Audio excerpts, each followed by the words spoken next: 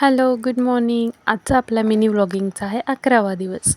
So इथे बघू शकतात आम्ही सकाळी उठलेलो आहोत. ब्रश-बिश काहीच नाही. सगळे कसे दिसतायत अगदी चीनी, जॅपनीज लोकांसारखे. इथे बघू शकतात अंतरा, मी आणि अक्षरा.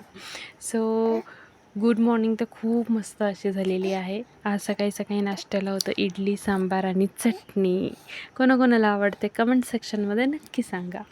अंतरा आणि अक्षराचा आजचा दिवस इतका मस्त गेलेला आहे. फुल दोघींनी मजा केलेली आहे. नुसता धिंगाणा घातलेला आहे. खूप सारा घरभर पसारा केलेला आहे. आज तिन्ही खोल्यांमध्ये पसारा होता.